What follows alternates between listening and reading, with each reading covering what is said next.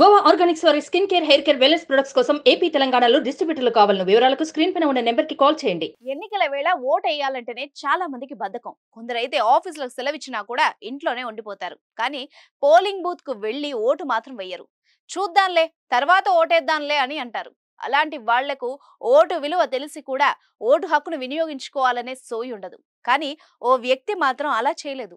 చిత్తశుద్ధి ఉండాలే గాని అవిటితనం దేనికి అడ్డు కాదని నిరూపించాడు. తాజాగా ఓ వ్యక్తికి రెండు చేతులు లేకపోయినా తన ఓటు హక్కును వినియోగించుకునే బాధ్యతను మాత్రం మర్చిపోకుండా అందరినీ ఆశ్చర్యపరిచాడు.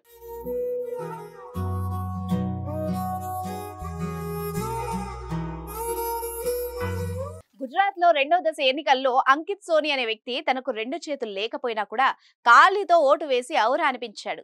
ఒంట్లో అన్ని అవయవాలు ఉన్నా కానీ ఓటు వేసేందుకు బద్దకించే వాళ్ల చెంప మీద కొట్టినట్టుగా రాజ్యాంగం తనకు కల్పించిన హక్కును వినియోగించుకున్నాడు. అంకిత్ సోనికి 20 ఏళ్ల క్రితం ఓ ప్రమాదంలో రెండు చేతులు తెగిపోయాయి.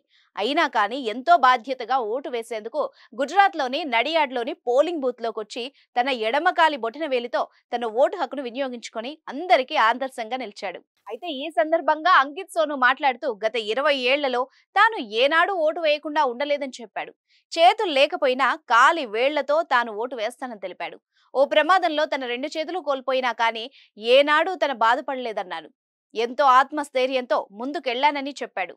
రెండు చేతులు లేకపోయినా కానీ ప్రస్తుతం PhD చేస్తున్నట్టు వెల్లడించాడు. ప్రతి ఒక్కరూ ఎన్నికల్లో తమ ఓటు హక్కును వినియోగించుకోవాలని పిలుపునిచ్చాడు.